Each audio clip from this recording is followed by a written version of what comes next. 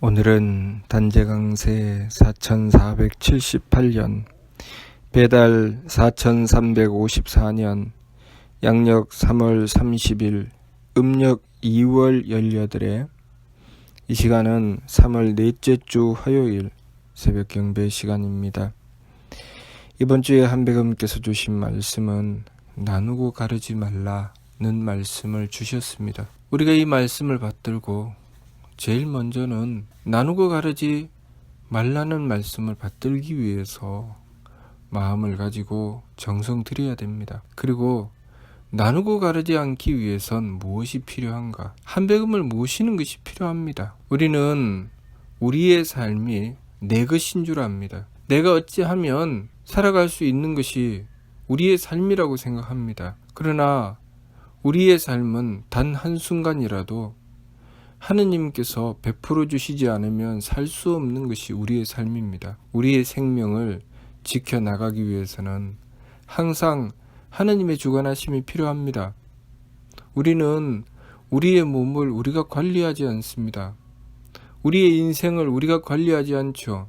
그냥 우리는 우리의 삶에 쓰일 뿐입니다. 우리가 주도하는 인생이 아니라는 것을 알아야 됩니다. 주관하고 다스리시는 분은 하느님이시라는 것을 알아야 됩니다. 그러니 우리가 하느님이신 한배금을 모시고 원도해야 우리의 삶이 제자리를 잡는다는 것을 알아야 됩니다. 인물 동수 삼진 왈 성명정이라고 하셨습니다. 사람과 만물에게 똑같이 세 가지 참되면 성품과 목숨과 정기를 주셨다고 하셨지요. 그 성품과 목숨과 정기, 성품은 우리 삶의 바탕입니다. 우리 삶의 바탕은 성품으로 이루어져 있는데 그 성품이라고 하는 것은 덕이라고 하셨습니다. 다시 말해서 우리가 하느님의 덕을 받들지 않으면 우리 삶의 바탕이 없다는 뜻입니다. 그리고 목숨이라고 하는 것은 내 몫이라고 했죠. 내가 해야 될 몫, 내가 무엇을 해야 될지, 어떻게 해야 될지 그것을 또한 하느님의 뜻을 구하지 않으면 알 수 없습니다. 그래서 우리가 우리들 욕심대로 살아가다가 보면 내가 해야 될 일이 무엇인지도 알지 못하고 또 자신의 해야 될 일을 바르게 행하는지 바르게 하지 않는지도 알지 못하는 삶을 살아가게 됩니다. 내가 일을 하여 다른 남을 살리고 또 남이 일을 하여 내가 사는 것이 우리의 삶입니다. 그런데 나는 괜찮다. 너희들이 죽든지 말든지 나는 모르겠다. 그것은 내 탓이 아니야. 너희들이 힘이 없어서 능력이 없어서 그런 거지. 나를 탓하지 마라. 너희들이 죽고 사는 것은 내 탓이 아니다. 이렇게 살게 된다면 결국 그 화살이 돌고 돌아서 나에게 다시 돌아오게 될 것입니다. 그러면 내가 힘들고 어려울 때 내가 죽을 상황에 놓였을 때 나를 정말 도와야 할 사명을 가진 이들이 나를 외면하며 그것은 내 탓이 아니야. 그것은 네 운명이고 그것은 네 삶이야. 나를 원망하지 마라. 그렇게 하게 될 것입니다. 우리는 우리가 가진 사명이라고 하는 것이 나를 살리는 것이 아니라는 것을 알아야 합니다. 내가 가진 사명은 상대를 살리는 것이죠. 상대를 위하여 정성 들이고 배려하는 것이 우리가 가진 사명입니다. 그런데 그것을 알지 못하고 내 욕심만 채우고 나면 남이야 죽든 살든 모르겠다고 하면 그 사람에게는 사명이 없는 것이나 다름없습니다. 다시 말해서 자신에게 주어진 사명이 분명히 있긴 하지만 그 사명을 받들지 않는다는 것이죠. 한 가정을 지키고 나갑니다. 그 가족들이 각자가 자신의 해야 될 일이 있습니다. 그런데 하느님께 그 뜻을 구하지 않으면 자신이 무엇을 해야 되는지 도무지 알 수가 없죠. 내가 하는 말 한마디, 내가 하는 행위 하나가 그 가족들을 지키고 살린다는 것을 알지 못하죠. 그래서 제 욕심대로 제 마음대로 행합니다. 그러면 그 결과는 어떻게 되나요? 내가 내 마음대로 행한 결과는 나 아닌 다른 가족들을 고통으로 밀어넣습니다. 다른 가족들이 힘들게 만들죠. 그것을 알지 못합니다. 우리의 사명이라고 하는 것은 나를 살리는 것이 아닙니다. 내가 일을 하여 남을 살리는 것이죠. 그래서 그 사명을 바탕으로 해서 이 세상에 내가 맡아서 행하는 일이 있고 그것을 직업으로 삼는 것이죠. 물건을 만드는 사람도 자기만을 위해서 물건을 만들어서는 살아갈 수 없지요. 농사를 짓는 사람도 자기 먹을 것만 구하며 농사를 지으면 그것으로 삶을 이어갈 수가 없습니다. 내가 행하고 내가 이룬 것으로 누군가가 그 혜택을 받아야 됩니다. 누군가가 그 은혜를 받도록 길을 열어야 되죠. 그랬을 때 내 살 길도 열린다는 것을 알아야 됩니다. 그것이 사명이라는 것이죠. 그리고 우리는 하느님께 정기를 받았습니다. 그 정기를 왜 주셨는가? 마찬가지입니다. 내 사명을 행하여 이루려면 정성 들여야 되기 때문에 정기가 필요한 것이죠. 그래서 정기는 그렇게 쓰는 것입니다. 정기를 내 욕심을 위해서 쓰는 것이 아니죠. 그것을 성명정 삼진이라고 합니다. 하나님의 덕을 받들어서 바탕을 만들고 하나님의 뜻을 받들어서 내가 해야 될 일을 찾고 하나님의 힘을 받아서 그 힘으로 사람 구실을 하는 것이죠. 홍익하는 것입니다. 내가 내 도리를 지키고 내가 해야 할 일을 하기 위해서 정성 들이지 않는데 하나님께서 주신 정기를 제대로 쓸 수가 없지요. 그래서 우리가 하나님을 모시고 원도하고 정성 들여야 하는 것입니다.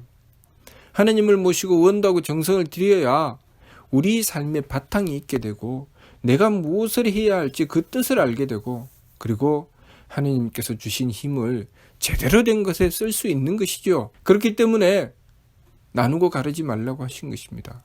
내 사명이 나를 위한 것이 내 사명이 아니고 남을 위한 것이 내 사명이기 때문에 나누고 갈라서는 살 수가 없지요. 하나님께서 이 세상을 그렇게 만들어 놓으셨습니다. 우리 몸속을 들여다보아도 우리 몸의 각 부분들이 자신들만을 위해서 살아가는 부분이 없습니다. 다 남을 위해서 배려하고 그 사명을 가지고 살아가고 있죠.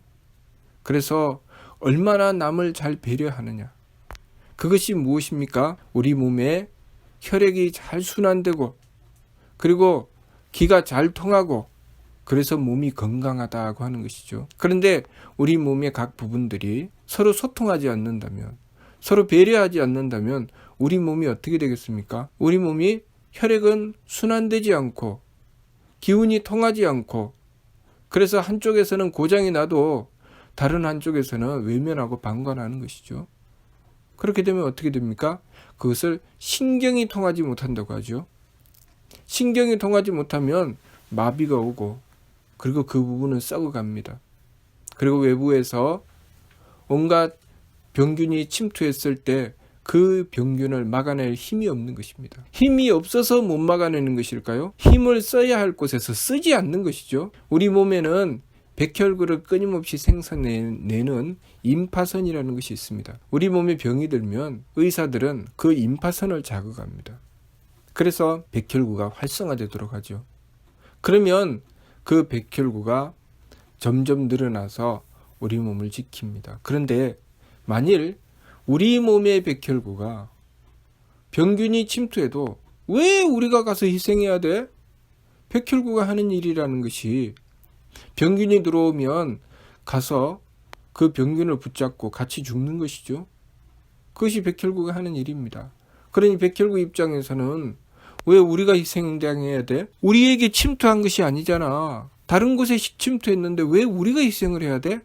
그리고 수수방관하고 외면하게 된다면 그 몸은 병들어 죽게 될 것입니다. 그러면 그러한 일이 왜 벌어질까요?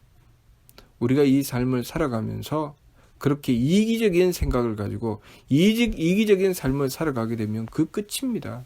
그 끝이 우리 몸이 내가 행하였던 그 행위, 내가 가졌던 생각, 내가 가진 마음, 그것을 그대로 이어받아서 그것을 몸으로 그대로 표현하면 우리 몸이 병드는 것입니다. 그러면 그 몸을 치료하기 위해서 무엇이 필요합니까? 하나님을 모시고 내가 지켜야 될 도리를 지키고 내가 해야 될 일을 행해 나가는 것이죠. 그래서 내가 일을 하여 남을 살리고 남이 일을 하여 내가 사는 사람 굿이라는 길, 홍이 가는 길을 열어나가는 것이죠. 그러니 이번 주 말씀이 나누고 가르지 말라고 하신 것입니다.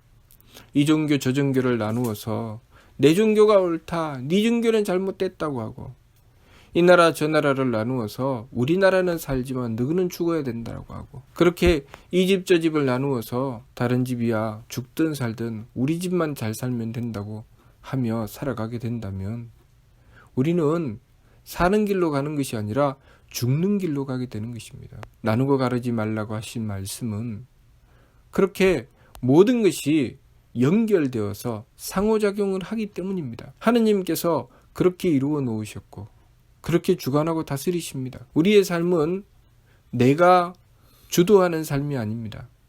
하느님께서 주도하시는 삶이죠.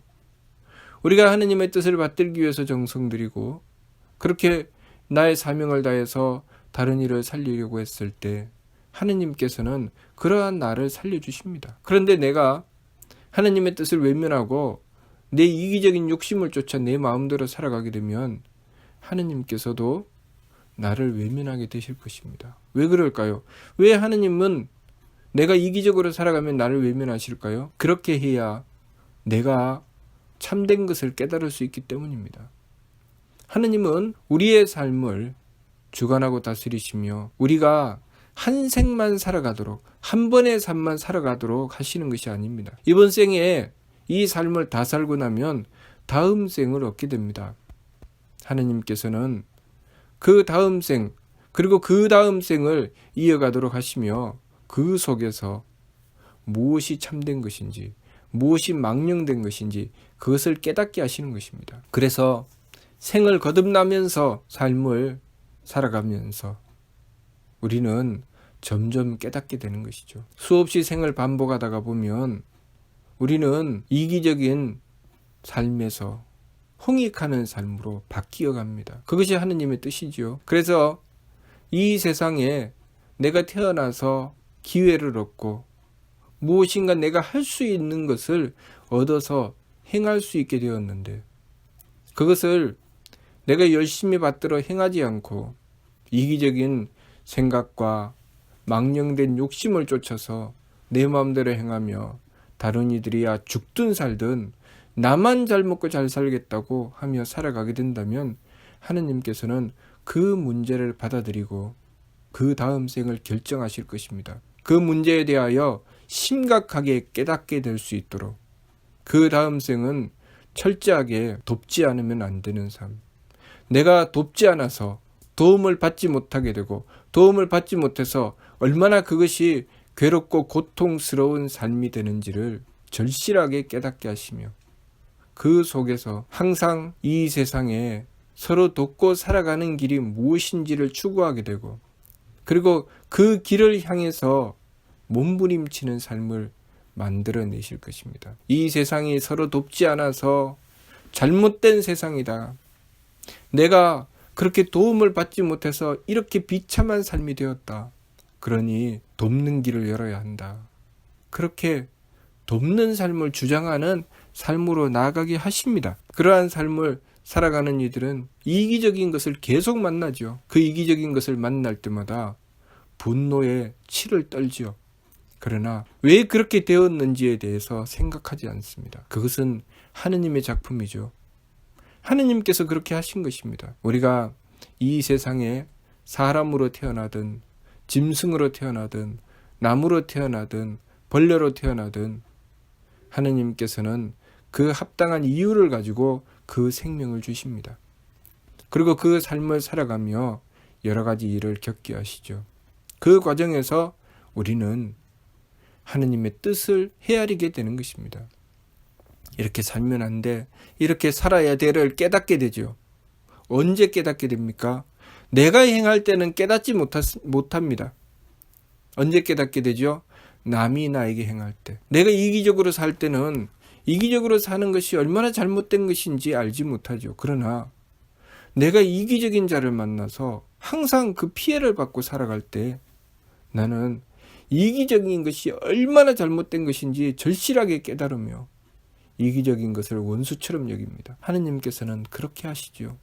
그러니 우리가 그러한 고통의 삶을 스스로 원하는 길로 나아가서는 안 되겠죠. 어리석은 삶입니다. 그러니 항상 하느님을 모시고 원도해야 됩니다.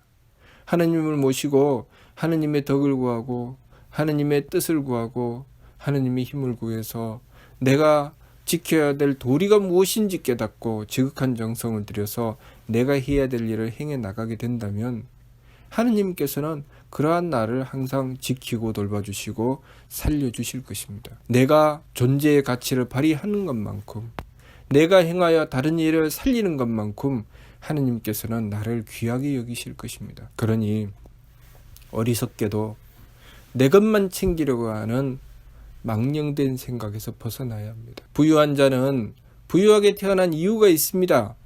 부유함을 얻게 된 이유가 있지요.